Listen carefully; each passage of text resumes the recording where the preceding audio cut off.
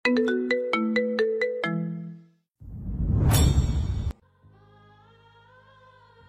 ফুপুর মৃত্যু কি সত্যি আত্মহত্যা? ছোট ফুপুর মৃত্যুর দিন আমা কোথা থেকে যেন একটা কাগজ পেয়েছিল, আর এরপর থেকে উনি ভীষণ ঘাবড়েছিলেন। আমাকে বুকের মাঝে শক্ত করে চেপে ধরে রেখেছিলেন। আমি তখন বুঝিনি, কিন্তু আমার বাবা ভাইয়ের এত সুন্দর রূপ দেখার পর প্রচন্ড সন্দেহ হচ্ছে আমার। দুবোন কিভাবে আত্মহত্যা করলো, কেনই বা করলো? বিভোর কতক্ষণ থম মেরে থেকে বলে, ওগুলো আত্মহত্যা ছিল না, খুন ছিল। রজনী আন্দাজ করেছিল, তবে দু বোনকেই কেউ এভাবেই মেরেছে এটা শুনতেই মাথা ঘুরিয়ে ওঠে। ফাঁকা ঢোক গিলে কাপা কাপা গলায় বলে, কোনোভাবে কি এগুলো আব্বা বা বড় ভাই? জানি না, আমি প্রথমে জানতাম না। দুই ফুপি যখন আত্মহত্যা করেছিলেন তখনই আমার সন্দেহ হয়, কিন্তু আশপাশ হাতড়েও কিছু পাইনি। স্নেহার বিয়ের দিন বড় আম্মা আমাকে বলেন সবটা। উনি একটা কাগজ পেয়েছিলেন যাতে লেখা ছিল, এ বাড়ির কোনো মেয়েকেই ওরা শ্বশুর বাড়ি পর্যন্ত যেতে দেবে না। বউ সাজলেও স্বামী সংসার করতে পারার সুখ এরা কেউ পাবে না। স্নেহার বিয়েতেও ওকে মারার চেষ্টা হয়েছিল, আমাদের অতিরিক্ত সাবধানতার কারণেই পারেনি। তবে আমার মনে হয় না বড় আব্বা বা রাকিব ভাই এই কাজটা করেছে বলে। ফুপিরা নিজের বোন না হলেও তোমরা তো তাদেরই সন্তান। সবকিছুর শেষে তারা তোমাদের ভালোবাসে। তাই আমার যতদূর মনে হয় এগুলো অন্য কারো কাজ। রিন্তির ড্রাগ আসক্তিতেও ওই ব্যক্তিরই হাত আছে। রজনীর মাথায় রীতিমতো আকাশ ভেঙে পড়ে। সে থমকে গেছে ওই বাক্যে। ফুপিরা নিজের বোন না, শফিক আহমেদরা, সাইমা সাইফা নিজের ভাই না, তাহলে তারা কারা? রজনীরা সবাই তো জানতো সাইমা সাইফা এই বাড়িরই মেয়ে। তবে উত্তেজনায় বড় বড় শ্বাস নেয় রজনী। দ্রুত পায়ে এগিয়ে গিয়ে বিভোরের পেটের কাছে শার্ট চেপে ধরে। বিভোর চমকে যায়। রজনী ব্যস্ত কণ্ঠে বলে, ফুপিরা এবারের মেয়েরা নিজের বোন না মানে কি? কি বলেন আপনি? বিভোর শান্ত হয়। রজনীর দুগালে হাত রেখে বলে, আগে শান্ত হও, উত্তেজিত কেন হচ্ছ? সব বলবো তো। রজনী নিজেকে সামলানোর চেষ্টা করে। বিভোর ফের বলে, একদমই কথাগুলো বলে থামে বিভোর। রজনী শান্ত হয়ে গিয়েছে। বিভোর কতক্ষণ দম নেয়। রজনী জিজ্ঞাসা করে, আমা একদিন বলছিল এবারে মেয়েদের বিয়ে 18-তে পা দিলেই হয়ে যায়, কিন্তু ফুপুদের বিয়ে 23-এ দিয়েছিল। কারণ কি? জানি না আমিও। সবাই যখন ওদের বিয়ের কথা বলতো বড় আব্বা এড়িয়ে যেত, বলতো আদরের বোন থাকুক না, একদিন দিয়ে দিব। সেই একদিন এসে থামি 23-এর কোঠায়। কিছু পরিষ্কার হলে অনেকটা ঝাপসা হয়ে যায়। তবে এই বিষয়ে যে বিভোরও আরো কিছু জানে না তাও সে নিশ্চিত। রজনী নিজ থেকেই পরবর্তী প্রশ্ন করে, আমাদের কিসের ব্যবসায়? সেদিন আপনি কেন আব্বাকে বলেছিলেন আপনাদের তৈরি ড্রাগস? বিভোরের হৃৎপিণ্ডের গতি বেড়ে যায়। বারবার গলা শুকিয়ে যায়। অজানা ভয়ে বারবার বুক কেঁপে ওঠে। মেয়েটা তাকে ছেড়ে চলে যাবে না তো? বড় বড় শ্বাস নেয় বিভোর। রজনীর কপালে ভাঁজ পড়ে। বুঝতে পারে কিনা কে জানে, কিন্তু বিভোরের হাতের উপর হাত রেখে বলে, এমন কেন করছেন? কি হয়েছে? বিভোর নিজেকে সামলানোর চেষ্টা করে। রজনীর ধরে রাখা হাতটা সে শক্ত করে ধরে বলতে থাকে, আমাদের কারখানাতে এমনিতে কাঠের তৈরি জিনিসপত্র তৈরি করা হয়, কিন্তু গোপনে ড্রাগস ব্যবসা করা হয়। ফলমূলে অতিরিক্ত রাসায়নিক পদার্থ মিশিয়ে তা সময়ের আগেই কড়া দামে বিক্রি করা হয়। আমাদের গ্রামে যে বাচ্চাগুলো মারা গেছে ওরা ওই ভেজাল মেশানো ফল বেশি মাত্রায় খাওয়ার জন্যই মারা গেছে। আব্দুল্লাহ চাচার 2 বছরের মেয়েটা ভেজাল দুধ খাওয়ায় মারা গেছে। রজনীর পায়ের নিচে মাটি সরে যায়। বিভোরের ধরে রাখা হাতটা আলগা হয়ে যায়। বারবার চোখের সামনে ভেসে ওঠে আব্দুল্লাহ আর ওর বউয়ের আহাজারি মাখা মুখ, ওদের 2 বছরের মেয়েটার মরা মুখ, লতার শেষ সময়ের হাসি। রজনী দুপা পিছিয়ে যায়। তার পরিবার এত নীচ, এত মানুষের প্রাণ নিয়ে কিভাবে মানুষগুলো এত শান্তিতে ঘুরছে? মানুষ কি সত্যি এত পাষাণ, এত নিষ্ঠুর আর এত স্বার্থপর হয়? রজনীর কণ্ঠস্বর ভারী হয়ে আসে। বিভোর কিছু বলতে চেয়েও বলতে পারে না। সবকিছু সবাই নিতে পারে না, সব সত্য গ্রহণ করা যায় না। আর যদি জানা যায় নিজের পরিবারের মানুষগুলো এমন জঘন্য, তবে তা মেনে নেওয়া ততটাও সহজ নয়। মিনিট 5 মতো দুজনার মধ্যে নীরবতা থাকে। রজনী বিভোরের হাত ছেড়ে এলোমেলো পায়ে বিছানায় বসে। নীরবতা ভেঙে শীতল কণ্ঠে বলে, আপনিও তো আমাদের বাড়ির সব ব্যবসাতেই জড়িত, তাই না? আপনিও ওদের সব অন্যায় জড়িত? বিভোর মাথা নিচু করে থাকে। সে তো সত্যিই এসবে জড়িত, তবে তার উদ্দেশ্য যে ভিন্ন ছিল তা বললে কি রজনী আদৌ বিশ্বাস করবে? বিভোরের জবাব না পেয়ে রজনী ভাঙা কণ্ঠে বলে, আমি তো আপনাকে এরকম ভাবিনি বিভোর। আমি তো ভেবেছিলাম আপনি অন্যায়ের প্রতিবাদ করেন। তবে কিভাবে এগুলো করলেন আপনি? আমি আপনাকে খুন করতে দেখেছিলাম, কিন্তু পরে মেনে নিয়েছিলাম। নিশ্চয়ই কোনো কারণে এত বড় একটা কাজ করেছেন আপনি। কিন্তু আজ কি মানবো? কি কারণে আপনি এমন মরণ খেলায় যোগ দিয়েছিলেন বলেন? কেন আব্বা কাকাদের এসব থেকে বের করেননি, শাস্তি দেননি কেন? বরং আপনিও কেন এসব কাজে জড়িত থেকেছেন, কেন বলুন? বিভোর মাথা তুলে তাকায়। রজনীর দিকে এগিয়ে যায়, রজনীর সামনে হাঁটু গেড়ে বসে। রজনীর চোখের কোণে জল, করুণ দৃষ্টিতে তাকিয়ে আছে তার দিকে। বিভোর ফাঁকা ঢোক গিলে দুহাত বাড়ায় রজনীর গালের দিকে, দু গাল আজলে নিয়ে কাপা কাপা কণ্ঠে বলে, আমি ওসবে জড়াতে চাইনি রজনী, বাধ্য ছিলাম। কিছু ভালোর জন্য কিছু অন্যায় করেছিলাম, তুমি তো জানো আমাকে। রজনীর চোখ থেকে জল গড়ায়। বিভোরের হাত সরিয়ে দিয়ে ডুকরে উঠে। সে মানতে পারছে না, পারার কথাও নয়। কিছু সত্যও মানা যায় না। যাদের সে এত ভালোবাসে তারা এত মানুষের জীবন নিয়ে খেলে যাচ্ছে অনবরত। বিভোর রজনীকে জড়িয়ে ধরে, শক্ত করে জড়িয়ে রাখে নিজের সাথে। রজনী নিজেকে ছাড়ানোর চেষ্টা করে, ধস্তাধস্তি করে ক্লান্ত হয়ে যায়, কিন্তু নিজেকে ছাড়াতে পারে না। অবশেষে হার মেনে বিভোরকে আঁকড়ে ধরেই কাঁদতে থাকে। শব্দ করে কাঁদে, নিজের সমস্ত দুঃখ যেন ঢেলে দেয় বিভোরের বুকে। কাঁদতে কাঁদতে বলে, আপনার গা থেকে ওই খুনিগুলোর মধ্যে গন্ধ আসছে বিবর। আমি সহ্য করতে পারছি না। কেন করলেন আপনি এমনটা? সারা রাত রজনী আর বিভোরের মাঝে কোনো কথা হয় না। বিভোর নীরবে শুধু রজনীকে বুকে আগলে ছিল। রজনীও বিনা বাক্য ব্যয়ে সেখানে চুপটি করেছিল। ধাক্কাটা সামলাতে তার সময়ের প্রয়োজন। সারা রাত দুজনের কারোরই ঘুম হলো না। বিভোর ফজরের আজানের পরই বাড়ি থেকে বের হয়ে গেছে। রজনীও নামাজ পড়ে জানালা ঘেঁষে বসেছিল অনেকক্ষণ। সব হিসাব মিলাতে ব্যস্ত সে। সকালের আলো ফুটতেই ঘরের ভেতর আসে সুজন, স্নেহা আর সৃজনী। রজনীকে এভাবে এলোমেলোভাবে বসে থাকতে দেখে তিনজনের কপালি কুঁচকে যায়। সুজন গলা ছেড়ে বলে, কিরে রজনী, এমন ভূতনির মতো বসে আছিস না কেন? ভাই কোথায়? রজনী এক পলক সবার দিকে তাকায়, ছোট করে বলে, জানি না, ফজরের সময় বেরিয়েছে। সুজন একটু অবাক হয়। ব্যস্ত পায়ে হেঁটে এসে নিচু স্বরে বলে, তোদের মধ্যে কিছু হয়েছে? কি হবে? তোর অবস্থা দেখে তো মনে হচ্ছে ভয়ঙ্কর কিছু হয়েছে। সত্যি করে বলতো, কি হয়েছে? রজনী হাসে। সে হাসিতে প্রাণ নেই। স্নেহা বলে, রজনী, কি হইছে বোন?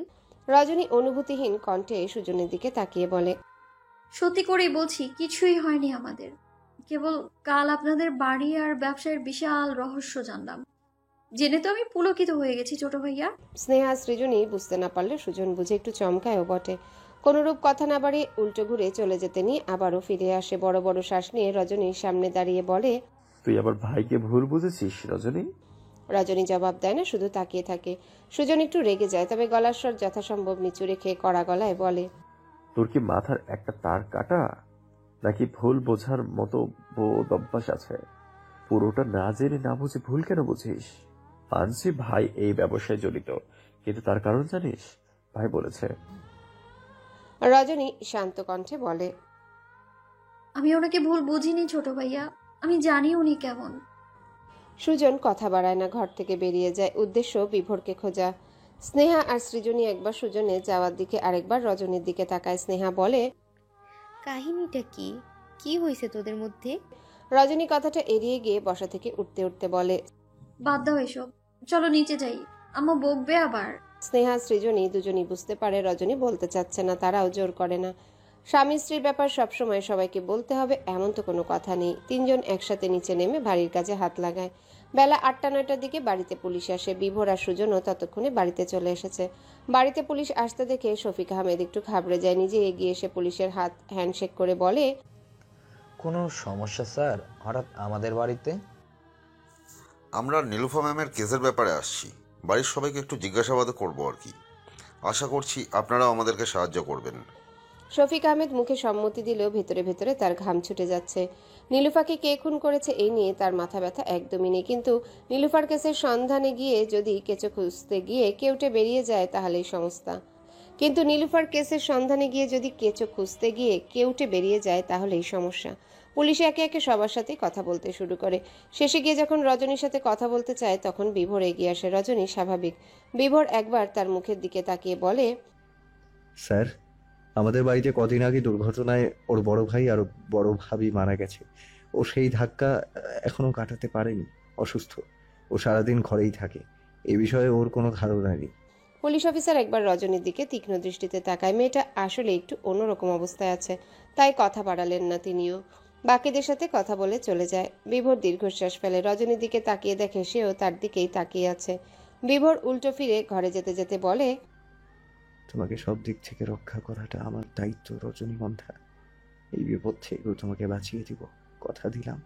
কেটেছে 2 মাস। কাল থেকে রজনীর মাধ্যমিক পরীক্ষা শুরু।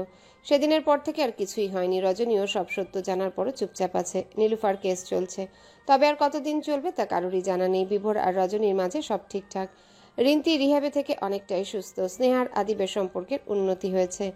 রিফা আজ বিকেলে বাড়ি চলে যাবে, তাই সকাল সকাল রুকসানাকে নিয়ে হাঁটতে বের হয়েছে। রুকসানার মন খারাপ। রিফা তা খেয়াল করে বলে, মন খারাপ কেন? রুকসানা নিচু স্বরে বলে, তুই চলে যাবি, আমরা ভালো লাগছে না। রিফা সামান্য হাসে, এক হাতে বোনের কাজ জড়িয়ে ধরে বলে, তোর আরে মন খারাপ করিস না, পরীক্ষা শেষ হলে আমি আবার বেড়াতে চলে আসবো। রুকসানা ছোট্ট করে হুঁ বলে। পেছন থেকে কেউ বলে, বেড়াতে আসতে হবে না, আমি পার্মানেন্ট আনার ব্যবস্থা করে নিবনি। রিফার কপালে ভাঁজ পড়ে। দুজনে পিছু ফিরে দেখে আহসান দাঁড়িয়ে আছে। রিফার কপালের ভাঁজ আরো গভীর হয়। দুহাত কোমরে রেখে বলে, এতদিন জ্বালিয়ে শান্তি পাননি, আচ্ছা চলে যাব তবুও আপনি জ্বালাবেন। আহসানের চোখ মুখ গম্ভীর।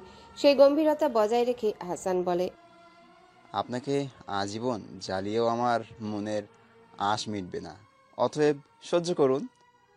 অসভ্য অভদ্রলোক। আহসানের কোনো হেলদোল নেই, যেন সে রিফার কথা শুনেইনি। তাই সে অন্যদিকে মুখ ফিরিয়ে বলে, গত 2 মাসে সভদ্রবার এইগুলো বলে আসছেন, শুনতে শুনতে আমিও বোর হয়ে যাচ্ছি। নতুন কিছু ট্রাই করুন মিস, এইটুকুনি। রিফা কটমট করে তাকায়, বিড়বিড় করে বলে, অসভ্য লোক, সভ্যতার কোনো বালাই নেই। এত কিছু বলি তবুও গায়ে লাগায় না, গন্ডারের চামড়ার চেয়েও মোটা মনে হয়। এরপর সামনে ফিরে হাঁটতে শুরু করে। পেছন পেছন আহসানও হাঁটে। গত 2 মাস নিয়ম করে চালিয়ে এসেছে আহসান, আর বিনিময়ে রিফার রাগ আর বকাবকি ছাড়া কিছুই পায়নি। রিফা ঘাড় ফিরে পিছে তাকিয়ে দেখে আহসান তাদের পিছু পিছু আসছে। কি সমস্যা, পিছু পিছু আসছেন কেন? ভয় পাবেন না মিস, এইটুকুনি।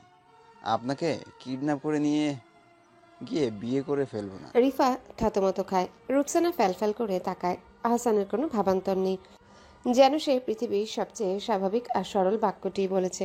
রিফা দাঁতে দাঁত চেপে বলে, আপনার মাথায় আসলেই সমস্যা, ডাক্তার দেখান। আহসান এবারও কোনো রকম প্রতিক্রিয়া ছাড়াই ভীষণ স্বাভাবিকভাবে বলে, আগে ছিল না, আপনার সাথে পরিচয় হওয়ার পর আপনা আপনি মাথায় সমস্যা দেখা দিয়েছে। এখন এটা ঠিকও করার দায়িত্ব আপনাকেই নিতে হবে। হ্যাঁ, আমার তো খেয়ে কাজ নাই, আপনার মতো পাগলের দায়িত্ব নিব।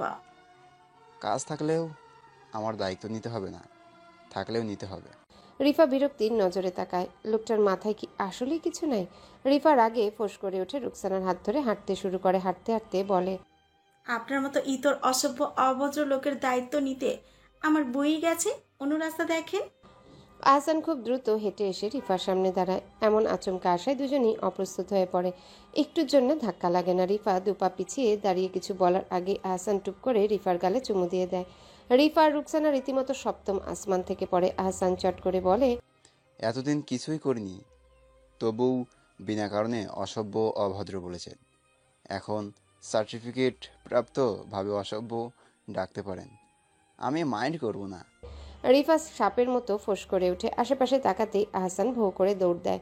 রিফা পেছন থেকে কটমট করতে করতে বলে, আপনাকে আমি খুন করব। সে আমি অনেক আগেই হয়ে গেছি মিস, পারলে একটু বাঁচান আর মারবেন না।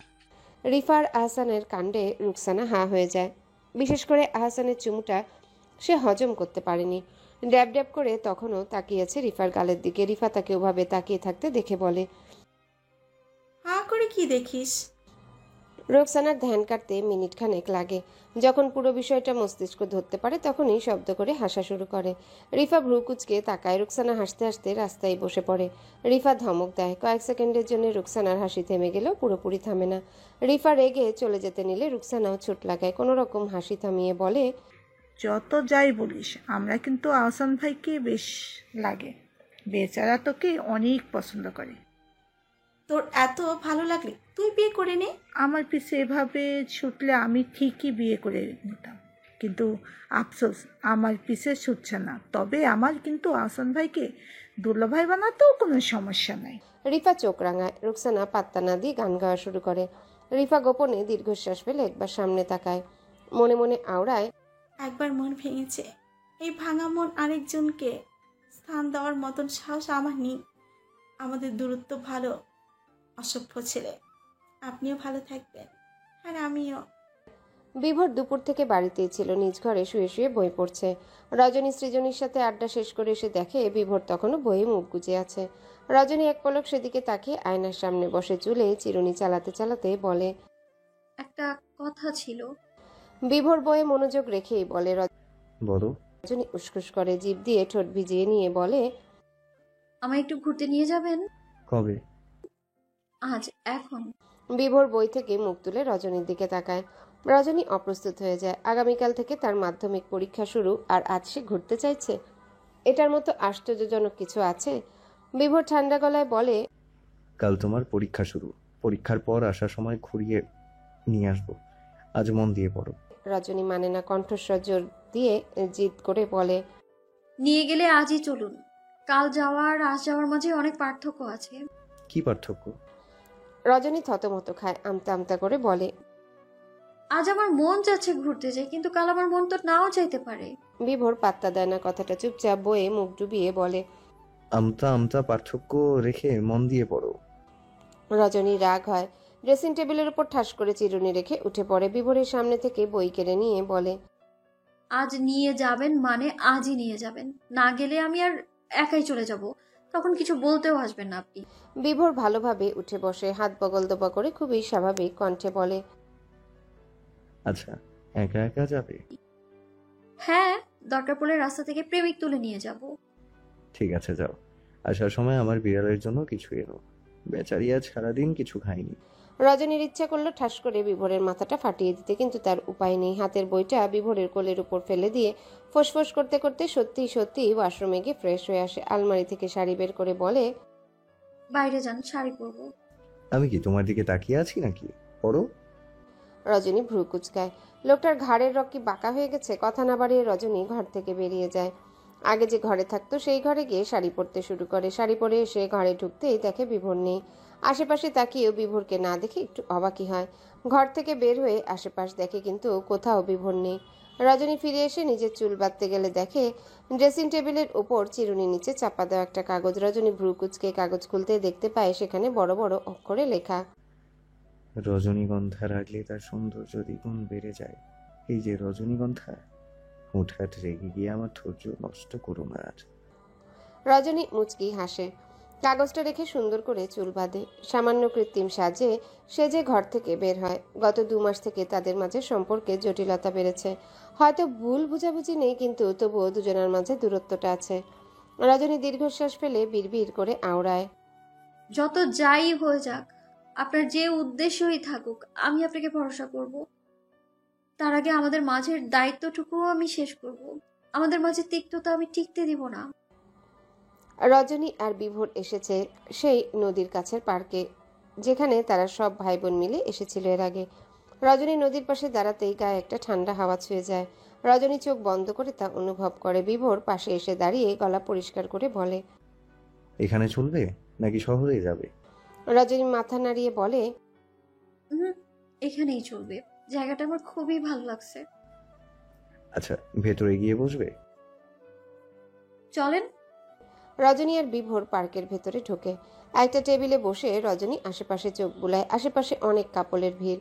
কেউ কেউ শাড়ি পাঞ্জাবি পরে হাতে হাত রেখে গল্প করছে, কেউ কেউ হাঁটছে, একে অন্যের সাথে কথা বলে হাসছে, আর অপরজন মুগ্ধ হয়ে তাকিয়ে আছে।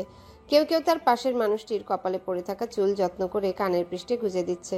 কেউ কেউ তাদের বাচ্চা নিয়ে এসেছে। রজনীর ঠোঁটে আপনা আপনি হাসি ফুটে ওঠে। বিভোর ভ্রু কুচকে একবার আশেপাশে তাকিয়ে আরেকবার রজনীর হাসির দিকে তাকায়, শুধায়, কি ব্যাপার, হাসছো কেন? রজনী চোখ দিয়ে ইশারা করে সামনে দেখায়। বিভোর সামনে তাকাতেই সে বলে, এখানে যারা আছে তাদের দেখুন, ওরা কত সুখী, কত ভালোবাসা একে অন্যের প্রতি। এই জায়গাটা এই জন্যই এত বেশি ভালো লাগে যে এখানে সবার বিশুদ্ধ ভালোবাসা দেখা যায়। সবাই দিন শেষে সুখী মন নিয়ে এখানে এসে একে অন্যের হাতে হাত রাখে। সুন্দর না ব্যাপারটা? বিভোরও হাসে। এক পলক চারিদিকে চোখ বুলিয়ে বলে, সবার ভালোবাসা চোখে পড়ে, কেবল আমারটাই আপনার চোখে পড়ে না। রজনী মাথা নিচু করে হাসে। বিভোর অর্ডার দিয়ে বসে থাকে। দুজনেই চুপচাপ। রজনী বারবার শাড়ির আঁচল আঙ্গুলে পেঁচিয়ে আবারও খুলছে। বিভোরের দৃষ্টি ফোনের দিকে। রজনী এক পলক তার দিকে তাকে আবারও মাথা নিচু করে নেয়। কি থেকে শুরু করবে? কি বা বলবে? এত দূর তো আসলো, কিন্তু একটা কথাও তো তার মস্তিষ্কে নেই। সে বলবে কিভাবে? তার ভাবনার মাঝে বিভোর বলে, এত উসখুস করছো কেন? কিছু বলবে? রজনী থতমত খেয়ে বলে, না না, কি বলবো? বলতে গিয়ে তার কণ্ঠ কেঁপে কেঁপে ওঠে। বিভোর ফোন থেকে চোখ তুলে তাকায় তার দিকে, ঠোঁট কামড়ে হাসে। রজনী লজ্জা পায়। সে মিথ্যা বললে বিভোর ধরে ফেলে। ইস, লোকটা একটু কম বুদ্ধিমান হতে পারতো না? পারতো তো, তবে হয়নি কেন? কি হতো হলে? এরই মাঝেই দুজনের জন্য 2 কাপ ধোয়া ওঠা কফি দিয়ে যায়। বিভোর ফোন পকেটে রাখতে রাখতে বলে, যা ভাবার পরে ভেবো, আগে কফি শেষ করো, দ্রুত বাড়িতেও ফিরতে হবে। রজনী কফির কাপ তুলে নিয়ে ভ্রু কুঁচকে বলে, কেন? বাড়িতে কি আপনার বউ রেখে আসছেন? বউকে তো সাথেই নিয়ে আসছেন, তাহলে বাড়ি যাওয়ার তাড়া কেন? যখন একা একা টই টই করে ঘুরেন বাড়িতে বউ রেখে, তখন তো এত তাড়া নিয়ে বাড়ি যান না। তুমি কি চাও যে আমি তাড়াতাড়ি বউয়ের কাছে ফিরি? রজনী চোখ ছোট ছোট করে তাকায়। বিভোর ভ্রু নাচিয়ে কফিতে চুমুক দেয়। রজনী মুখের উপর হ্যাঁও বলতে পারে না, আবার নাও বলতে পারে না। বার কয়েক চোখের পলক ফেলে বলে, আম্মা বলে খাওয়ার সময় কথা বলতে নেই। বিভোর চট করেই বলে, কফি তো খায় না, পান করে। একই হলো, চুপচাপ খান। বিভোর মুখ ফিরিয়ে হাসে। রজনী পাশে একটা বাচ্চা ছেলেকে দেখে সেদিকে তাকিয়ে থাকে। বিভোর ফের তাড়া দিয়ে বলে, কি দেখো ওদিকে, জলদি খাও। উফ, এত তাড়া কেন আপনার? বিভোর একটু গম্ভীর হয়ে বলে, কাল থেকে তোমার পরীক্ষা, ঘুরতে আসতে চেয়েছো, নিয়ে এসেছি। এবার জলদি ঘুরে ফিরে বাড়ি গিয়ে পড়তে বসবে। এত তাড়া দিয়ে লাভ নেই, সন্ধ্যার পর বাড়ি যাব। বিভোর চোখ বড় করে তাকায়। হাতে থাকা ঘড়িতে টাইম দেখে ফের রজনীর দিকে তাকায়। রজনী স্বাভাবিকভাবেই কফি খাচ্ছে আর পাশের বাবুকে দেখছে। কি মিষ্টি করে হাসে বাচ্চাটা। রজনীর মনে হয় তাদের বাড়িতে যদি এমন একটা মিষ্টি বাচ্চা থাকতো তবে নিশ্চয়ই অনেক মজা হতো। রজনী ভাবতে ভাবতেই মুখ ফুটে বলে বসে, দেখুন না বাবুটা কি সুন্দর, মাশাআল্লাহ। আমাদেরও যদি এমন একটা বাবু থাকতো তাহলে কত সুন্দর হতো। আমি দিন রাত ওই বাবুকে কোলের মধ্যে রেখে দিতাম, আদর করতাম। বিভোরের গলায় কফি আটকে যায়। রজনী কি বলল? বিভোরের কাশিতে রজনী দ্রুত উঠে গিয়ে পিঠে চাপড় দিতে থাকে। ব্যস্ত কণ্ঠে বলে, কি হলো, ঠিক আছেন? সাবধানে খাবেন না। বিভোর সব ভুলে ঘাড় ফিরিয়ে বড় বড় চোখে রজনীর দিকে তাকায়। রজনীর কপালে ভাঁজ পড়ে। এভাবে তাকিয়ে আছে কেন? রজনী ভাবে কি এমন হলো যে বিভোর এভাবে তাকিয়ে আছে, কিন্তু ভেবেও কিছুই পায় না। বিভোরকে তখনও তাকিয়ে থাকতে দেখে রজনী তার হাতে চিমটি কেটে বলে, হাঁ করে কি দেখছেন? বিভোর চোখ মুখ কুঁচকে হাত ডলে। তারপর কতক্ষণ থম মেরে বলে, তুমি একটু আগে কি বললে? কখন? বাচ্চার কথা কি বলেছো? বলেছি আমাদেরও একটা আহ, ও আচ্ছা, তো কি হয়েছে? থাকলে তো ভালোই হতো, এতে তো অবাক হওয়ার কি আছে? হ্যাঁ, বিভোর তবদা খেয়ে যায়। মেয়েটা লজ্জা না পেয়ে এত স্বাভাবিকভাবে বাচ্চার কথা বলল। সে আদৌ জেগে আছে নাকি ঘুমিয়ে গেছে? তার ভাবনার মাঝে রজনী নিজের জায়গা থেকে উঠতে উঠতে বলে, নদীর পাড় ধরে হাঁটবো, চলুন না। রজনী দাঁড়ায় না, হাঁটতে শুরু করে। সামনে ফিরে মুখে হাত চেপে হাসে। লোকটাকে মাঝে মাঝে ভড়কে দিতে বেশ মজা।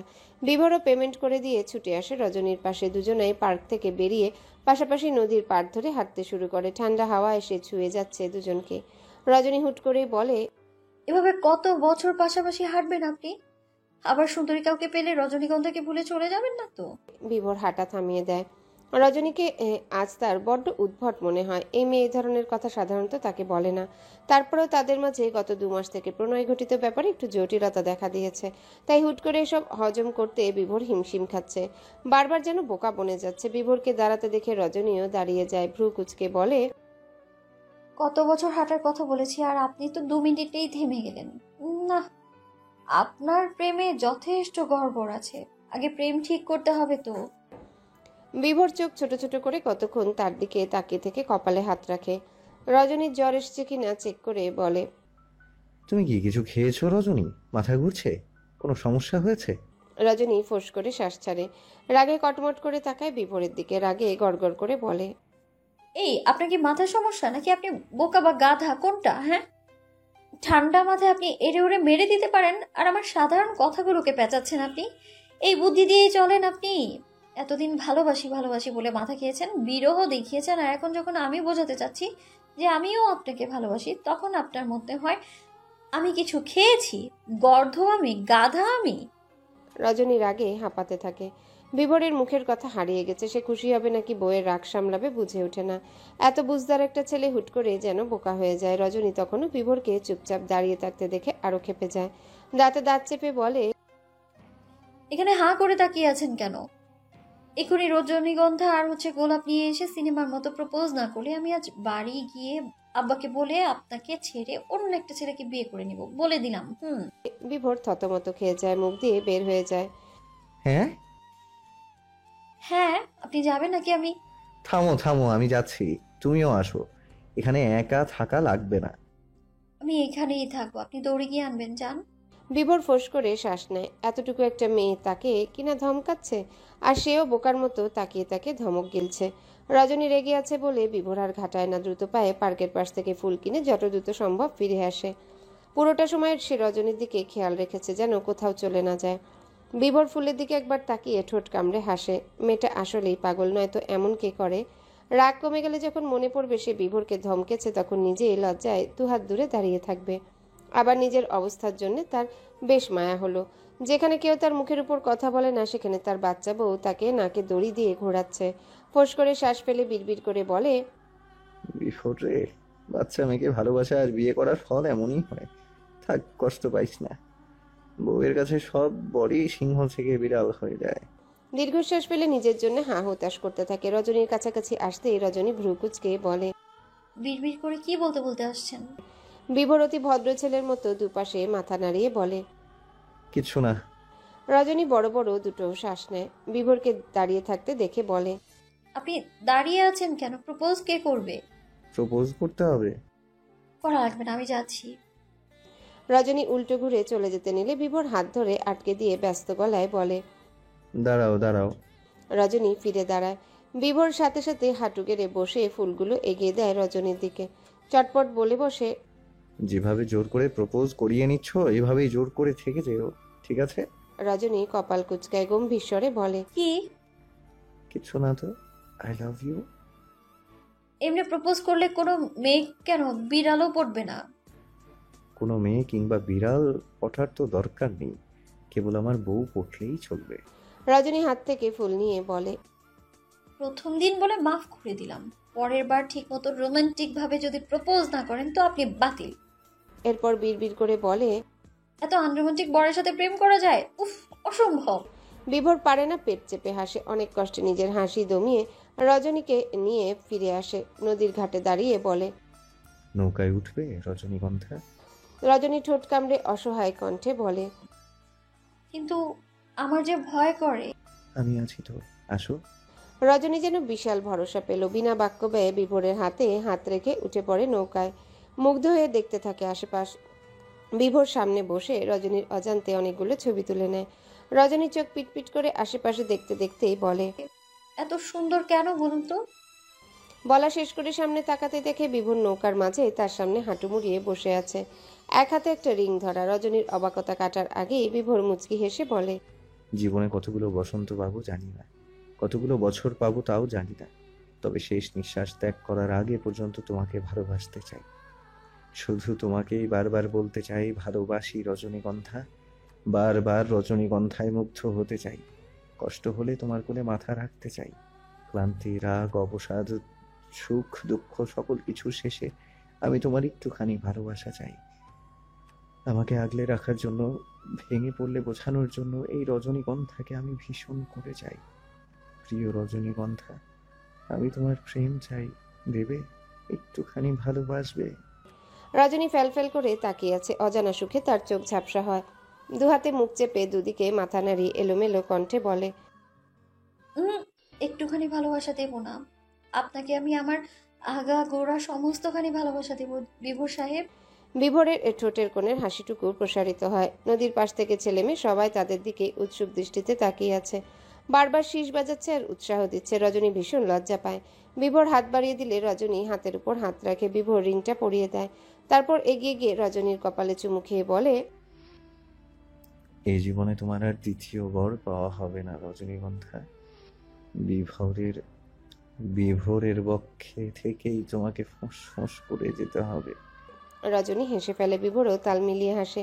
রজনীর মনে হয় তার জীবনের শ্রেষ্ঠ একটা মুহূর্ত এটাই। এই যে নদীর মাঝে নৌকায় বসে পাশাপাশি রজনীগন্ধা, বিভোর হাসছে, সাথে যেন হাসছে প্রকৃতিও। ইস, ভালোবাসাটা একটু বেশি সুন্দর হয়ে গেল না? ঠোঁট কামড়ে বিভোরের মুখের দিকে তাকিয়ে থাকে রজনী। বিভোরের ঠোঁটে তখনও হাসি। এই মুহূর্তের একটা ছবি ক্লিক করে নৌকায় থাকা মাঝির পাশের আরেকটা ছেলে। সে মুগ্ধ হয়ে সেই ছবিতে তাকিয়ে বলে,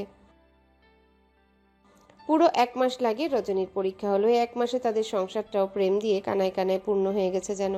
রাত জেগে রজনী পড়তো আর বিভোর পাশে বসে পড়া দেখিয়ে দিত। একটা নির্দিষ্ট সময় পর্যন্ত পড়া শেষ করে দুজনে একসাথে ঘুমাতো। প্রতি রাতে বিভোরের পক্ষে ঘুমানোটা এখন রজনীর অভ্যাসে পরিণত হয়েছে। রজনী সেসব ভাবলেই সুখ সুখ লাগে। পরীক্ষাতেও বিভোর তাকে যথেষ্ট ভরসা দিয়েছে। রিফা আর রজনী দুজনকে একসাথে বিভোর নিয়ে যেত। রিফা এই মাস পুরোপুরি রজনী আর বিভোরের ভালোবাসা দেখেছে। অদ্ভুতভাবে তার একটুও হিংসা হয়নি, বরং সে মন ভরে দোয়া করেছে। বিভোরের প্রতি তার অনুভূতিগুলোর নিয়ন্ত্রণ সে অনেক আগে করে নিয়েছে। শত হলেও বিভোর এখন তার বোনের স্বামী। রিফা ছাদে দাঁড়িয়ে বিভোর আর রজনীর কথাই ভাবছিল। দীর্ঘশ্বাস ফেলে বিড়বিড় করে বলে, আপনাকে পাওয়ার আফসোসটা আমার আর নেই বিভোর ভাই। রজনীর সুখী সুখী মুখটা দেখলেই আমার মনে হয় আপনারা একে অন্যের জন্যই ঠিক আছে। আপনার অসীম ভালোবাসা রজনীও বুঝতে শিখে গেছে। আপনাদের জন্যই আমার এক আকাশ দোয়া থাকবে। কেউ না কেউ একদিন এভাবে আমাকেও ভালোবাসবে। শেষের বাক্যটি আওড়ানোর পর তার মাথায় আসে আহসানের কথা। অভদ্র লোকটার সাথে দেখা হয় না অনেক দিন হলো। লোকটা কেমন আছে? তার জন্য কি পাগলামি করে? রিফা নিজেকে প্রশ্ন করে নিজেই উত্তর দেয়। নিজেকে শাসিয়ে বলে, উনি কেন তোর জন্য পাগলামি করবে? কে হোস তুই? তুই কেন মনে করছিস ওনার কথা? নিজেকে কি আর নিজে বোঝা দেওয়া যায়? সবার কাছে মিথ্যা বলা গেলেও নিজের কাছে বলা মুশকিল। সেজন্য আহসান তাকে ভালোবাসে। আর এই যে 1 মাস গেল, এই 1 মাসে সেও না চাইতেও অভদ্র লোকটাকে মনে করেছে, মিস করেছে। রিফা অন্যমনস্কভাবে দূরপানে চেয়ে থাকে। এর মাঝেই একটা কণ্ঠ কানে এসে বাড়ি খায়। এই যে মিস, এইটুকুনি দূর দেশে কি আমাকে খুঁজেছেন, নাকি কল্পনায় আমাকে নিয়ে হারাতে চাচ্ছেন? রিফা চমকে উঠে চট করে পিছে তাকিয়ে দেখে আহসান দাঁড়িয়ে। রিফা গোল গোল চোখে তাকিয়ে থাকে। সে কি জেগে জেগে স্বপ্ন দেখছে? আহসান কিভাবে এখানে আসবে? এটা কেমনে সম্ভব? রিফা কোনো সারা শব্দ না পেয়ে আহসান তার চোখের সামনে হাত নাড়িয়ে বলে, ওভাবে দেখলে প্রেমে পড়ে যাবেন তো। রিফা বিরক্ত হয়। সে মনে করে আহসান কল্পনায় এসেছে, কারণ বাস্তবিকভাবে চেয়ারম্যান বাড়িতে আসার যেমন কোনো কারণ নেই, তেমনই এ বাড়ির কেউ তাকে ঢুকতেও দিবে না। তাই বিরক্ত সুরে বলে, আশ্চর্য লোক। আহসান ভ্রু কুচকায়, ফোঁস করে শ্বাস ছেড়ে বলে, এই মেয়ে, কথা বলেন না কেন? নিজে নিজে কি বিড়বিড় করেন? রিফা বিরক্তিতে মুখ থেকে চ উচ্চারণ করে। আহসানের বুকে ধাক্কা দিয়ে বলে, জানতো মিয়া, আপনাকে কল্পনা এসে চালাতে কে বলেছে? এক্ষুনি যান। আহসান থ মেরে যায়। রিফা কথা শেষ করে ভাবে সে আহসানকে ছুতে পেরেছে। তার মানে কি আহসান আছে? বড় বড় চোখে আহসানের দিকে তাকাতেই আহসান বাঁকা হেসে বলে, আমি কি আপনাকে চুমু দিছি? নিজের সত্যিকারের উপস্থিতি জানান দিব মিস, এইটুকুনি। রিফা চমকে উঠে দুপা পিছিয়ে গিয়ে ছোটখাটো চিৎকার করে ওঠে। আহসান রিফার মুখ চেপে ধরে চোখ বড় বড় করে বলে, এই মেয়ে, গণপিটুনি খাওয়াবেন নাকি? রিফা গোঙাতে শুরু করলে আহসান ছেড়ে দেয়। ছাড়া পেয়ে রিফা ছুটে গিয়ে ছাদের দরজা থেকে নিচটা চেক করে আসে। তারপর আলগোছে ছাদের দরজা আটকে দিয়ে আহসানের কাছে এসে ভীত গলায় বলে, আপনি এখানে আসলেন কিভাবে? আপনাকে কেউ দেখেনি? বিভোর ভাই, ছোট ভাইয়া আপনাকে দেখলে একদম মেরে ফেলবে। আল্লাহ! আহসান স্বাভাবিকভাবেই দাঁড়িয়ে থাকে, যেন রিফার উৎকণ্ঠায় সে মজা পাচ্ছে। তারপর পকেটে হাত গুজে রেলিংয়ে হেলান দিতে দিতে বলে, মারলে মারবে, আমি বুঝে নিব, আপনার কি? রিফা দাঁতে দাঁত চেপে বলে, নিজের প্রাণে মায়া নেই? নিজের ভালো পাগলেও বোঝে, কাঁথালো। কি? তুমি আমাকে গাধা বললে? না, বীর পুরুষ বলেছি। এবার দয়া করে এখান থেকে যাবেন। বড় আব্বা। আহসান পকেট থেকে চকলেট বের করে, প্যাকেট খুলে মুখে পুরে বলে, চলেন নিচে যাই, শ্বশুর আব্বা আবার আমাকে খুঁজবে। আপনার কি আসলে মাথায় সমস্যা? হ্যাঁ। আহসানের জবাবে রিফা কপাল চাপড়ায়। আহসান আরামে হেলে দুলে ছাদের দরজার দিকে যায়। রিফা আটকানোর আগে সে দরজা খুলে দেয়। রিফা কিছু বলতে যাবে, তার আগে সিঁড়ি থেকে তার মা বলে, আহসান বাবা, নিচে এসো, ভাই সাহেব তোমাকে খুঁজতেছে। আসতেছি আন্টি। রিফা হা হয়ে যায়। পাপি আহমেদ তাকেও ডেকে যান। আহসান পকেট থেকে আরেকটা চকলেট বের করে রিফার হাতে দিতে দিতে বলে, আপনার বাড়িতে আপনার বাবা, বড় বাবা, ভাইয়ের সামনেই এসেছি, তাই তারা আমাকে মারবে না, বরং অতিথি আপ্যায়ন করবে। তারপর পা বাড়িয়ে চলে যেতে যেতে বলে, আজ এসেছি আপনাকে দেখতে, আরেকবার আসবো আপনাকে নিয়ে যেতে, তৈরি থাকবে? রিফার কান ঝাঁঝা করে উঠে, অজানা শিহরণ বয়ে যায় শরীর মন মস্তিষ্কে। দুবার কেঁপে কেঁপে উঠে হাতের চকলেটের দিকে তাকিয়ে থাকে। বিড়বিড় করে বলে, লোকটা সত্যি আসবে? আবার আসবে? রজনীর এখন পড়ালেখা নেই বলে আরাম করে ঘুরে বেড়াচ্ছে। কথা ছিল তার পরীক্ষার পর একটা অনুষ্ঠান করা হবে বিয়ের।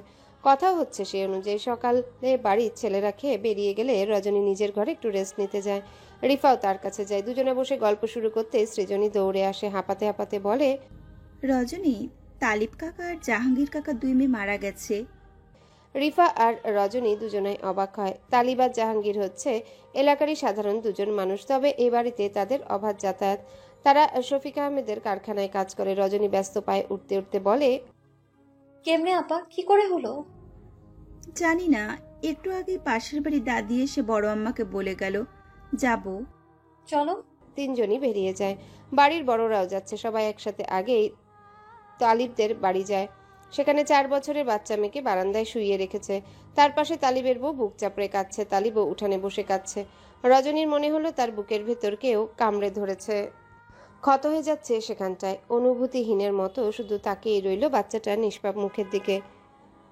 মনে পড়ে গেল আব্দুল্লাহ কাকার 2 বছরের মেয়ে লতার কথা। তখনই পাশ থেকে কেউ একজন বলে, গ্রামরায় শনি লাগছে, বাচ্চাগুলা কেমনে যে মইরা যাইতেছে, আল্লাহ রহম করো।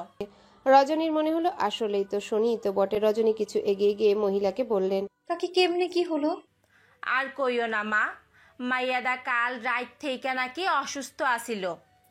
রাতে হুট কইরা জ্বর বাইরা যায়, পরে স্বাস্থ্য আপাদের থেকে ঔষধ নিয়ে খাওয়াইছিল, কইমাও গেছিল জ্বর। ভোর রাত থেকে আবার বাড়ছিল, পরে 8টার দিকে হাসপাতালে নেওয়ার আগে বাচ্চাটার খিচুনি উঠা যায়, মুখ দিয়ে ফেনা বের হইতে হইতে মাইয়াটা চইলা গেল। মহিলা মুখে আঁচল গুজে কাঁদছেন। রজনী বলার মতো কিছু পেল না, শুধু তাকিয়ে থাকে। কথায় কথায় জানতে পারে জাহাঙ্গীরের মেয়ের বয়স ছিল 1.5 বছর। মায়ের বুকের দুধ পায় না বলে কেনা দুধ খাওয়াতো। কত কষ্ট করেছে মেয়েকে নিয়ে। কদিন থেকে মেয়ে অসুস্থ ছিল। আজ সকালে দুধ খাওয়ানোর পর হঠাৎ করে মুখ থেকে ফেনা বের হতে হতে মারা গেছে। রজনীর ভেতরের ক্রোধ বেড়ে যায়। বড় বড় শ্বাস টেনে সে পিছু আসে। চোখের জলটুকু অনামিকা আঙ্গুল দ্বারা মুছে নিয়ে মনে মনে কিছু আওড়ায়। আজ সে সরাসরি বাবার সামনে দাঁড়াবে। কেন এভাবে সে বাচ্চাগুলোর প্রাণ নিয়ে পড়েছে? কি সুখ পায় সে? রজনীকে বের হতে দেখে সৃজনী ছুটে আসে। সুধায়, কোথায় যাচ্ছিস? রজনী সহজভাবে বলে, জবাব দিতে। রজনী তালিবদের বাড়ি থেকে বেরিয়ে সরাসরি কারখানায় চলে যায়। প্রচণ্ড রাগ আর কষ্টে ভেতরটা তিতকুটে হয়ে আছে। এ কেমন মরণ খেলায় মেতে উঠেছে সবাই। রজনী কারখানার ভেতর ঢুকতে চাইলে দারোয়ান চাচা আটকে দেয়। চাচা, আমার আব্বার সাথে দরকার আছে, যেতে দিন। দারোয়ান চাচা মাথা নিচু করে বলে, আম্মা, বড় সাহেব কইছে কাউরে ঢুকতে না দিতে, আপনি বাইরে চলে যান। রজনী রাগে না, শুধু ঠেলে ভেতরে ঢুকে যায়। দারোয়ান চাচা পেছন থেকে আটকানোর চেষ্টা করেও লাভ হয় না। রজনী সরাসরি ভেতরে গিয়ে দেখে শফিক আহমেদ টেবিলে বসে কিছুর হিসাব করছেন। এই সময় মেয়েকে কারখানায় দেখে তার হৃদয় কুঁচকে যায়। সন্দিহান গলায় বলে, এই সময়ে তুমি এখানে? বাড়িতে কিছু হয়েছে রজনী? রজনী সহসায় জবাব দেয় না, এগিয়ে যায় নিজের বাবার দিকে। শান্ত কণ্ঠে বলে, আপনি কেন এইসব করছেন আব্বা? কেন এমন মরণ খেলায় মেতে উঠেছেন আপনি? কি মজা পাচ্ছেন সাধারণ মানুষগুলোর জীবন নিয়ে? কেন করছেন আপনি এটা?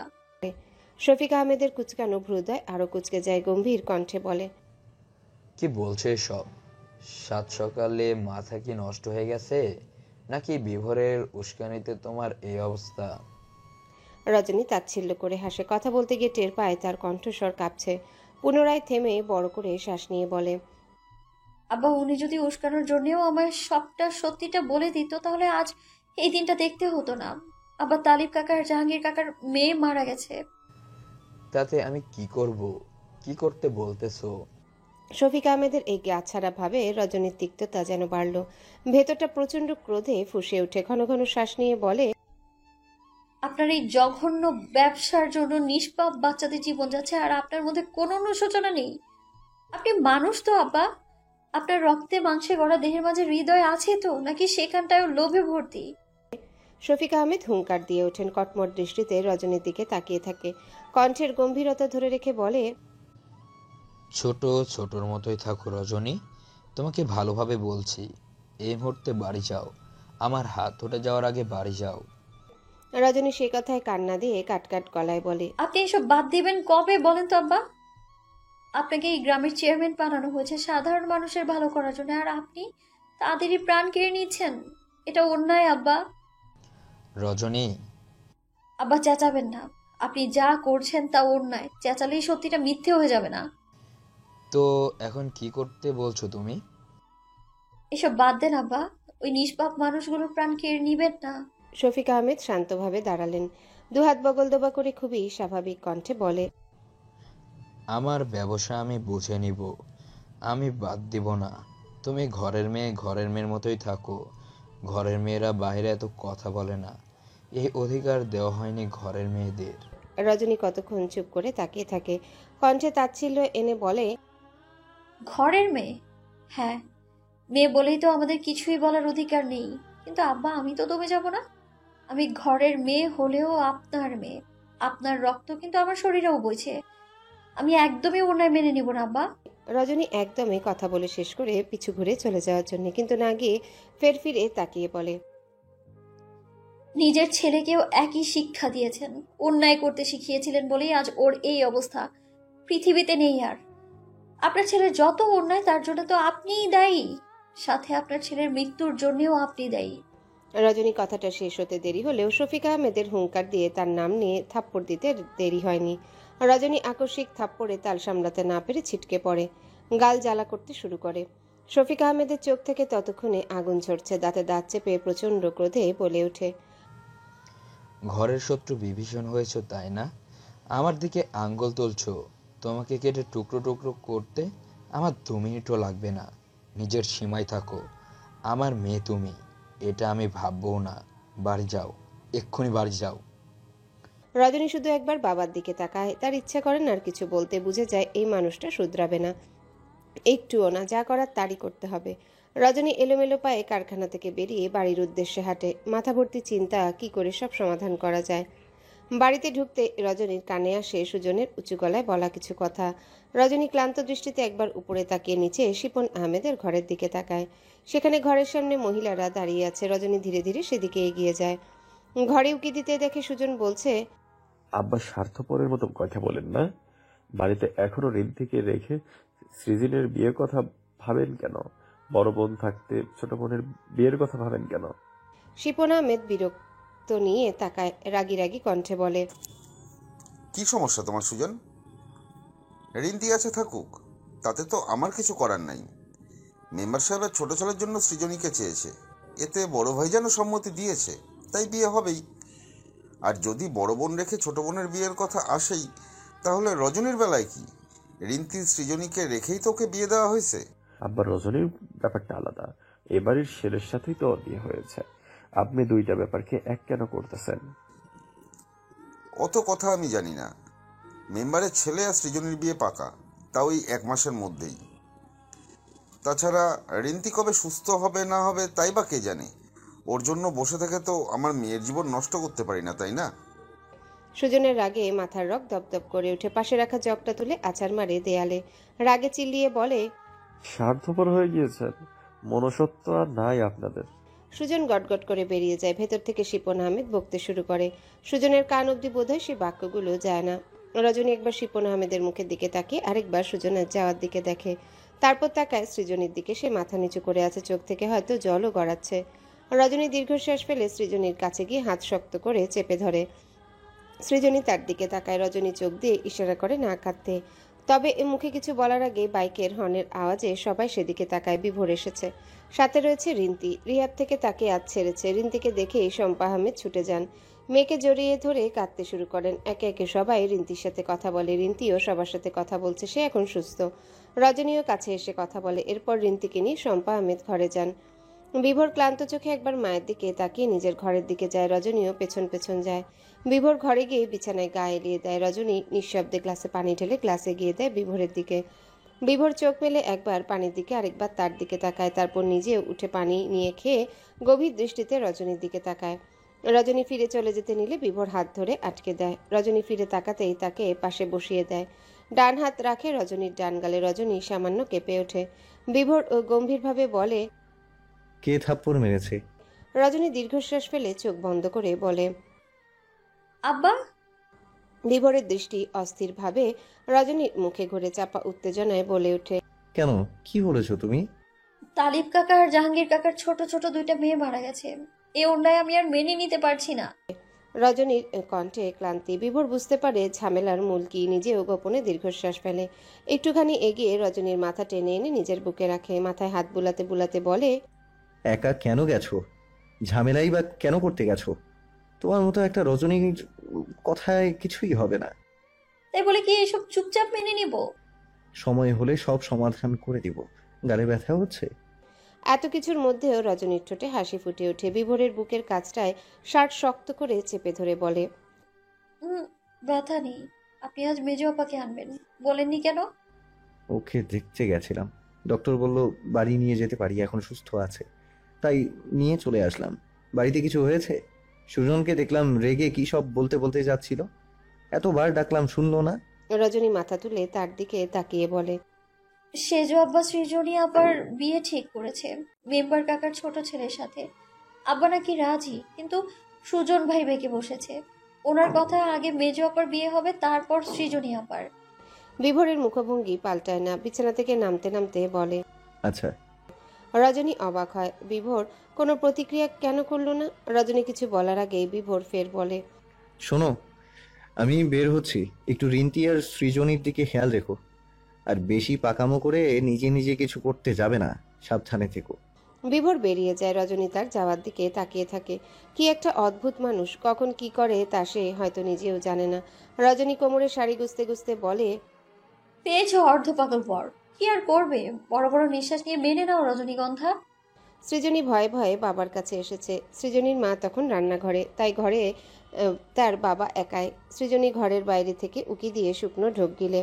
সে একটা ভয়ঙ্কর কাজ করতে এসেছে, জানে না এরপর কি হবে, কিন্তু তার মনে হয়েছে তার বলা জরুরি। সৃজনী ভয়ে ভয়ে ঘরে ঢুকে নিচু স্বরে ডাকে, আব্বা। শিপন আহমেদ ঘাড় ফিরিয়ে মেয়ের দিকে তাকায়, হাসি মুখে বলে, হ্যাঁ মা বলো। সৃজনীর গলা শুকিয়ে যায়। একবার ভাবে বলার দরকার নেই, পরক্ষণে এভাবে না বললে সব শেষ হয়ে যাবে। তাই সাহস করে কোনো রকমে বলে, আব্বা একটা কথা ছিল। এখানে বসো, তারপর বলো। সৃজনী বসে। শিপন আহমেদ তার মুখের দিকে তাকিয়ে থাকে। সৃজনী কতক্ষণ চুপ থেকে বলে, আব্বা আমি বিয়েটা করতে পারবো না। শিপন আহমেদ মুহূর্তেই রেগে গেলেন না। চোখ বন্ধ করে নিজেকে নিয়ন্ত্রণ করে আগের মতোই স্বাভাবিকভাবে বলেন, কেন মা, কোনো সমস্যা? সৃজনী বারবার ঢোক গিলে। কথা বলতে গিয়ে গলা শুকিয়ে যায়, কাঁপা কাঁপা গলায় বলে, আব্বা আসলে আমি অন্য কাউকে পছন্দ করি। কথাটা শিপন আহমেদের কানে যেতে রাগ মাথাচাড়া দিয়ে ওঠে। ইচ্ছে করে ঠাস করে মেয়ের গালে থাপ্পড় বসিয়ে দিতে, কিন্তু তিনি ঝোঁকের বসে কাজ করার লোক নয়। তাই নিজের রাগটুকু হজম করে নিলেন। মুখে হাসি ফুটিয়ে মেয়ের মাথায় হাত রাখলেন। সৃজনী ততক্ষণে ভয়ে কুঁকড়ে গেছে, কিন্তু বাবার হাত মাথার উপর পেয়ে অবাক দৃষ্টিতে বাবার দিকে তাকায়।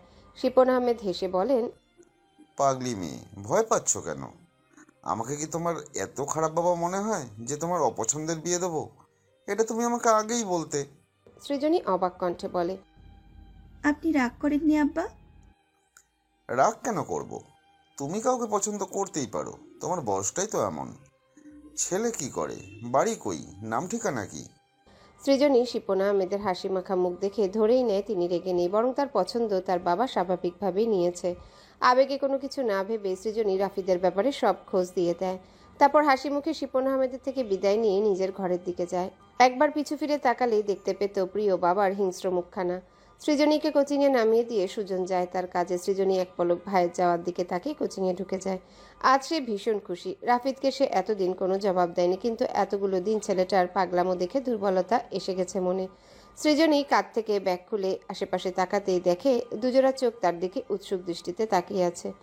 সৃজনী খানিকটা থতমত খেয়ে যায়, চোখ পিটপিট করে তাকিয়ে বলে, তোমরা এভাবে তাকিয়ে আছো কেন? কিছু বলবে? মেয়ে দুজনের মাঝে একজন বলে, তুমি তো ভাইয়া ভালোই ডেঞ্জারাস। সৃজনী অবুঝ গলায় বলে, মানে? আমরা ভাবতাম তুমিও বোধহয় রাফিন ভাইকে পছন্দ করো, এখন তো দেখি তুমি তলে তলে এই রকমের ডেঞ্জার। ডিরেক্ট নিজের বাপ ভাইকে নিয়েই ছেলেটাকে এভাবে মার খাওয়ালে। সৃজনীর মাথায় যেন আকাশ ভেঙে পড়ে, চোখ বড় বড় হয়ে যায়, উত্তেজনা একটু জোরেই বলে ফেলে, মানে আমি কখন এসব করলাম?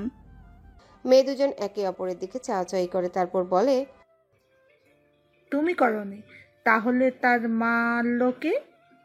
রাফিদ ভাইয়ের ফ্রেন্ড আমারও বয়ফ্রেন্ড। ও তো বললো তোমার বাপ ভাই নাকি রাফিন ভাইকে মেরেছে। সৃজনী আহাম্মকের মতো বসে থাকে। কি হয়েছে তা ভাবতেই যেন মাথায় বিশাল আকারের পাথর উঠে গেল। হাঁসফাঁস করতে থাকে, বড় বড় শ্বাস নিয়ে কোনো রকমে বলে, উনি এখন কোথায় জানো? হ্যাঁ, আজও জিদ নিয়ে তোমাকে দেখবে বলে এসেছে, পাশেই রুমেই আছে, দেখো। সৃজনী ব্যাগ ফেলে রেখে রুম থেকে বের হয়। অস্থিরতায় তার অবস্থা প্রায় খারাপ, বারবার দ্রুত শ্বাস নিচ্ছে। যতটা দ্রুত সম্ভব হেঁটে পাশের রুমে উকি দিতেই দেখে সেখানে রাফিদ সহ আরও কয়েকজন ছেলে বসে আছে। সৃজনী কিছু না ভেবেই ঢুকে পড়ে। রাফিদ সৃজনীকে দেখে উঠে দাঁড়ায়। রাফিদের কপালে ব্যান্ডেজ, একটা হাত সম্ভবত ভেঙে গেছে, সেই হাতেও ব্যান্ডেজ, শরীরের আরও বিভিন্ন জায়গায় ছোট ছোট ক্ষত। সৃজনী ঢোক গিলে এগিয়ে আসে। রাফিদের সামনাসামনি দাঁড়াতেই রাফিদ বলে, আপনার বাপ ভাই ভালোই মাইট দিতে জানে সৃজনী। বাপরে, আগে যদি জানতাম শ্বশুর আব্বা এমন ডেঞ্জারাস হবে তাহলে অন্তত আগে থেকে প্রস্তুত থাকতাম। সৃজনীর কান অবধি বাক্যগুলো পৌঁছেছে কিনা রাফিদ বোঝে না। সৃজনীর দৃষ্টি রাফিদের ভাঙা হাতের দিকে, চোখ ছলছল করছে। গতদিন বাবার স্বাভাবিক ব্যবহারের মানে সে আজ হাড়ে হাড়ে টের পেয়েছে। বুঝে গেছে তার পছন্দের মূল্য দেওয়া হবে না, তার বিয়ে হয়ে যাবে ওই মেম্বার কাকার ছোট ছেলের সাথে। সৃজনীর গলা ভেঙে কান্নারা আসতে চাইছে, কিন্তু সে কোনো রকমে তা গিলে নিয়ে বলে, এত মার খেয়েও আজ আবার কেন দেখতে এসেছেন? রাফিদ সৃজনীর চোখে চোখ রেখে হেসে বলে, ভালোবাসি বলে, আর ভালোবাসলে একটু একটু এমন ধোলাই খেতেই হয়, না হলে কি ওই ফিলটা পাওয়া যায় না, বুঝেননি? সৃজনী দুদিকে মাথা নাড়ায়। আবেগ ধরে রাখতে না পেরে সবার সামনে রাফিদকে জড়িয়ে ধরে। রাফিদ হা হয়ে যায়। ভাঙা হাতে সামান্য আঘাত পাওয়া সত্ত্বেও তার ব্যথা অনুভূত হয় না। রাফিদের অবাকতা কাটার আগেই টের পায় সৃজনী শব্দ করে কাঁদছে। তার বুক ভাসিয়ে রীতিমতো হেঁচকি তুলে কাঁদছে। রাফিদের বন্ধুরা ততক্ষণে বেরিয়ে গেছে। রাফিদ কি বলবে বুঝে ওঠে না। সৃজনী কাঁদতে কাঁদতে বলে, আমার বিয়ে রাফিদ, আপনি কিছু করুন। আমি চাই না বিয়ে করতে, আমি ভালোবাসি আপনাকে। সৃজনী বাড়ি ফিরে দেখে সবাই সবার কাজে ব্যস্ত। সৃজনী এক পলক সবার দিকে ক্লান্ত চোখে তাকিয়ে নিজের ঘরে চলে যায়। তখন কান্না করার সময় রাফিদ এক হাতে তাকে শক্ত করে জড়িয়ে ধরেছিল। সৃজনী হিচকি তুলে কেবল কেঁদেই গেছে। বাড়ি ফেরার সময় তার খুব ভয় করছিল। রজনীকে যেভাবে জোর করে বিয়ে দেওয়া হয়েছিল তাকেও যদি সেভাবে বিয়ে দিয়ে দেওয়া হয়, আর কখনো কি আদৌ সে রাফিদকে দেখতে পাবে? সৃজনীর বুকের বাপাসটায় চিনচিনে ব্যথা হয়। তার ভাবনার মাঝে তার ঘরে আসে শিপন আহমেদ। গম্ভীর গলায় বলে, নিশ্চয়ই ওই ছেলের কঠিন অবস্থা নিজ চোখে দেখে এসেছো এবং তাকে বিয়ে করার শখও মিটেছে। সৃজনী ফেলফেল করে তার বাবার দিকে তাকায়। মুখে কোনো শব্দ করে না, শুধু অনুভূতিহীনের মতো তাকিয়ে থাকে। শিপন আহমেদ ফের বলে, যা করেছো তা ভুলে যাও। আজ শুধু ওই ছেলের হাত ভেঙেছে, কিন্তু আবারও তুমি ওর সাথে কথা বললে কিংবা ওর সাথে কোনো রকম সম্পর্ক রাখলে একদম জানে মেরে দিব। সৃজনী কেঁপে কেঁপে উঠে, চোখের কোণে জল জমে। শিপন আহমেদের দিকে তাকিয়ে বলে বসে, আমি তো আপনাকে বিশ্বাস করেছিলাম আব্বা, এভাবে আমার বিশ্বাস ভাঙলেন। আপনি আমার জন্য কেন ওনার ক্ষতি করলেন? দোষটা তো আমার, আমাকেই তো শাস্তি দেওয়া উচিত ছিল।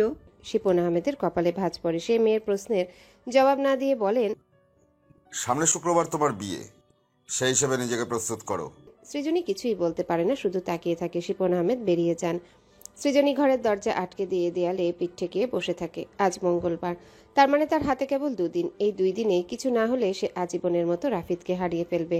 চোখ থেকে টপটপ করে কয়েক ফোঁটা পানি গড়িয়ে পড়ে। শিপন আহমেদ সবাইকে শফিক আহমেদের ঘরে ডেকেছেন। 4 ভাই সহ বিভোর আর সুজন উপস্থিত। শফিক আহমেদ গলা পরিষ্কার করে সবার উদ্দেশ্যে বললেন, শিপন চাচ্ছে ওর মেয়ের বিয়েটা দিতে মেম্বার সাহেবের ছোট ছেলের সাথে। ছেলের সব খবর নিয়েছি, ছেলে ভালো দেখতে মাশাল্লাহ, শহরে ভালো একটা চাকরিও করে। তোমাদের কি মত? শিহাব আহমেদ একটু অবাক হন। তার মেয়ে তো বড়, অথচ তাকে রেখে কিভাবে আগে সৃজনের বিয়ের কথা ভাবছে সবাই। শিহাব আহমেদ কিছু বলতে গেলে বিভোর আটকে দেয়, ভীষণ ঠান্ডা গলায় বলে, ছেলের খবর আমিও নিয়েছি, সবই ভালো। আপনারা রাজি থাকলে বিয়ের কথা এগোন, সমস্যা নেই। সুজন খেপে যায়, রাগী গলায় বলে, মানে কি ভাই, তুমি অনুমতি দিতে চাইছো কেন? রেন্তি থাকতে কেন আগে সৃজনীর বিয়ের কথা হয়? বিভোর আগের মতোই ঠান্ডাভাবে বলে, রিন্তির এ বিষয়ে কোনো আপত্তি নেই সুজন। তাছাড়া ওর মানসিক দিক এখনো তো অতটা ভালো না। সবাই যদি সৃজনীর বিয়েতে রাজি থাকে তাহলে আমাদেরও সমস্যা নেই। সুজন চুপ হয়ে যায়। এদের এসব লজিক তার মেজাজ সপ্তম আসমানে তুলে দিচ্ছে, তবুও সহ্য করতে হবে। কারণ বিভোর যখন কিছু বলছে তখন নিশ্চয়ই কিছু ভেবেই বলছে। শিহাব আহমেদও কিছু বললেন না। এতক্ষণে শিপন আহমেদ মুখ খুললেন, দেখেন মেজো ভাইজান, আমার উপর রাগ করেন না। রিন্তির যা অবস্থা তাতে কবে কি হবে কে জানে। এতদিন তো আমার মেয়েকে ফলায় রাখতে পারি না, তার উপর এত ভালো সম্বন্ধ, বোঝেনি তো। সমস্যা নাই, বিভোর তো বললোই তোরা সৃজনীর বিয়েটা দিতে পারিস, আমাদের সমস্যা নাই। শিপন আহমেদ কেশে গলা পরিষ্কার করেন, একটু আমতা আমতা করে বলেন, আসলে বিয়েটা শুক্রবারই হোক এটাই চাচ্ছিলাম, আর মেম্বার সাহেবও ওই দিনটাই বেছে নিছে। বিয়ে পাকাও প্রায়। এটা নিয়ে কি তোমাদের সমস্যা আছে? সবাই একটু অবাকই হয়, কিন্তু কেউ কিছু বলে না। ঠিক হয় শুক্রবারেই সাধারণভাবে বিয়েটা সম্পন্ন হবে, আর এরপর একটা ডেট ঠিক করে বিয়ের অনুষ্ঠান করা হবে। সবার কথা শেষে যে যার মতো চলে যায়। বিভোর নিজের ঘরের দিকে যেতে থাকে। সুজনও রেগে তার পিছু পিছু যায়। রজনী আগে থেকেই ঘরে ছিল, তার শরীরটা হঠাৎ করে খারাপ লাগছে। অলসতায় বিছানা থেকে উঠতে ইচ্ছা করছিল না, একপাশে শুয়েছিল। বিভোর ঘরে ঢুকে রজনীকে এই বেলায় শুয়ে থাকতে দেখে ভ্রু কুচকায়, কিন্তু এগুনোর আগে পিছন থেকে সুজন বলে ওঠে, আমি আসবো ঘরে? বিভোর একবার ঘাড় ফিরিয়ে সুজনকে দেখে কোনো জবাব না দিয়ে এগিয়ে যায় রজনীর কাছে।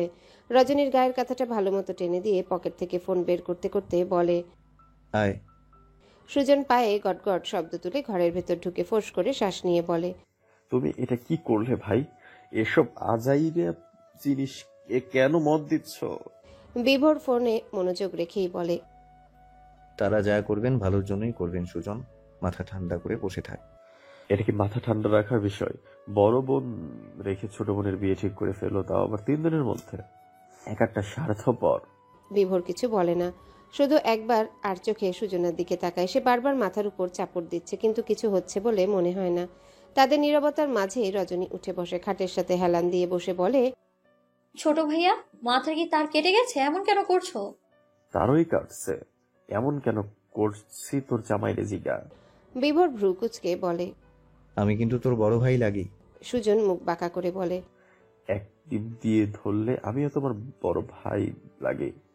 কেমনে? দেখো, রজনী আমার ছোট বোন, আর তুমি ওকে বিয়ে করেছো, মানে ওই দিক দিয়ে ধরলে তুমি আমার ছোট বোনের জামাই, এবং আমি তোমার বড় ভাই। So respect me. সুজন বুক ফুলিয়ে বলে। বিভোর ফোন ফেলে উঠতে উঠতে বলে, রেসপেক্ট দিচ্ছি দাঁড়া। সুজন ভো করে দৌড় দেয়। দৌড়াতে দৌড়াতেই বলে, ভালো মানুষের সম্মান দেয় না কেউ। রজনী নিঃশব্দে হাসে। বিভোর ঘরের দরজা লাগিয়ে দিয়ে এসে বিছানায় বসে রজনীর কাছাকাছি গিয়ে বলে, অবেলায় শুয়ে আছো কেন রজনী গন্ধা? শরীর খারাপ লাগছে? রজনীও এগিয়ে আসে, বিভোরের বুকে মাথা এলিয়ে দিয়ে নাক ডুবিয়ে দেয়। কতক্ষণ সেভাবেই থেকে বলে, ভালো লাগছে না। বিভোর হাসে। এক হাতে রজনীকে নিজের সাথে আষ্টে পৃষ্ঠে জড়িয়ে নিয়ে আরেক হাতে মাথায় হাত বুলিয়ে দেয়। রজনী মাথা না উঠিয়ে শুধায়, ওইদিকে কি হলো? কি বললো? কি বলবে, সৃজনীর বিয়ে পাকা করেছে, শুক্রবারে কাবিন। রজনী একটু অবাক হয়, অবাক কণ্ঠে শুধায়, কি বলেন এত দ্রুত? বিভোর গোপনে দীর্ঘশ্বাস ফেলে। রজনী বুঝে ওঠে না মেয়েদের বিয়ে নিয়ে এদের এত তাড়া কিসের। পরক্ষণে মনে পড়ে এই বাড়ির মেয়েদের বিয়ের দিনে তাদের মারার জন্য কেউ ওত পেতে আছে। চমকে সোজা হয়ে বসে রজনী, ব্যস্ত কণ্ঠে বলে, আবারও বিপদ আসছে না তো? ছোট আপার বিয়ে ঠিকঠাক হবে তো? বিভোর মৃদু হাসে, মাথা খাটের সাথে এলিয়ে দিয়ে বলে, বিভোর থাকতে আর কারোর ক্ষমতা নেই তাদের বোনের গায়ে টোকা দেয়। যে আসবে তার শরীর থেকে এক একটা শিরা আলাদা করে দেব। বিভোর ঠান্ডা গলার কথায় রজনী চোখ পিটপিট করে। এই লোকের মতো মারাত্মক একটা লোক সে আজন্মেও দেখেনি। কেউ কাউকে মারার কথাও এত ঠান্ডাভাবে বলতে পারে, কেউ না পারলেও এই বিভোর আহমেদ ঠিকই পারে। রাত প্রায় 1টা, রজনীর গায়ে জ্বর, তাপমাত্রা একটু বেশি। বিভোর চিন্তিত ভঙ্গিতে তার দিকে তাকিয়ে আছে। মাথায় পানি ঢেলেছে বেশ কিছুক্ষণ, তারপর জলপট্টিও দিয়েছে, ওষুধ খাইয়েছে। এসব করতে করতে রাত 1টা বেজে গেছে। এখন জ্বর কিছুটা কমেছে। বিভোর রজনীর পাশে বসে থাকে, রজনীর হাত শক্ত করে ধরে। রজনী আধো আধো চোখ খুলে, জ্বরের কারণে চোখ লাল হয়ে আছে। বাইরে থেকে রজনীগন্ধা ফুলের তীব্র সুবাস এসে নাকে লাগে। রজনী এলোমেলোভাবে বলে, চলেন না ছাদে যাই। হুট করে রজনীর কণ্ঠে লাফিয়ে বসে বিভোর। অস্থির ভঙ্গিতে রজনী মাথার কাছে এগিয়ে যায়। দুহাতে রজনীর গাল আঁচলে নিয়ে বলে, ঠিক আছো রজনীগন্ধা? খারাপ লাগছে খুব? কিছু খাবে? রজনী দুদিকে মাথা নাড়িয়ে বাচ্চাদের মতো ঠোঁট উল্টে দেয়। জোর গলায় বলে, ছাদে যাব। বিভোর ভ্যাবাচাকা খায়, ছোট ছোট চোখে কতক্ষণ চেয়ে থেকে বলে, এই সময় ছাদে? 1টা বাজে, এত রাতে ছাদে যাবে? রজনী উপর নিচ মাথা নাড়িয়ে বলে, এক্ষুনি চলুন। বিভোর বুঝে ওঠে না এই মেয়ের হঠাৎ এত রাতে ছাদে কেন যেতে ইচ্ছা করছে। এই জ্বর নিয়ে ছাদে যাওয়া কি ঠিক হবে? পরক্ষণে রজনী তাকে চিমটি কাটে, ইশারায় বোঝায় ছাদে নিয়ে যেতে। বিভোর কথা বাড়ায় না, রজনীকে কোলে তুলে নিয়ে ঘর থেকে বের হয়। সোজা ছাদে গিয়ে রজনীকে নিচে নামিয়ে দিয়ে শক্ত করে ধরে থাকে। ঠান্ডা হাওয়া এসে দুজনকে ছুঁয়ে দিয়ে যায়। রজনী কেঁপে কেঁপে উঠে। বিভোর চিন্তিত গলায় বলে, তোমার তো জ্বর, এখানে ঠান্ডা হাওয়া, কাল দিনে এসো ছাদে, আজ চলো। রজনী লেডরিংয়ের সাথে হেলান দিয়ে বিভোরের মুখোমুখি দাঁড়ায়। তাদের মাঝে দূরত্ব সামান্য। রজনী শক্ত করে বিভোরের টি শার্ট চেপে ধরে রেখেছে। বিভোরের প্রশ্নে জবাব না দিয়ে বলে, দেখেন রজনীগন্ধার কেমন গন্ধ আসছে, একদম মন ভালো করে দেওয়ার মতো। বিভোর নিজেদের মাঝে সেই সামান্য দূরত্বটুকুই মিটিয়ে দেয়। রজনীর কাঁধ আঁকড়ে ধরে বলে, রাতের বেলা পাগলামি করছো কেন? তুমি অসুস্থ রজনীগন্ধা? বিভোরের কণ্ঠে অসহায়ত্ব। রজনীর ঠোঁট কামড়ে হেসে বলে, আপনার বুঝি রজনীগন্ধার অসুস্থতায় কষ্ট হচ্ছে? হচ্ছেই তো। আরো হোক, বিভোর সাহেবের আরো কষ্ট হোক। রজনীগন্ধার জন্য বিভোর সাহেবের হৃদয়ে ব্যথা না হলে আর কার জন্য হবে?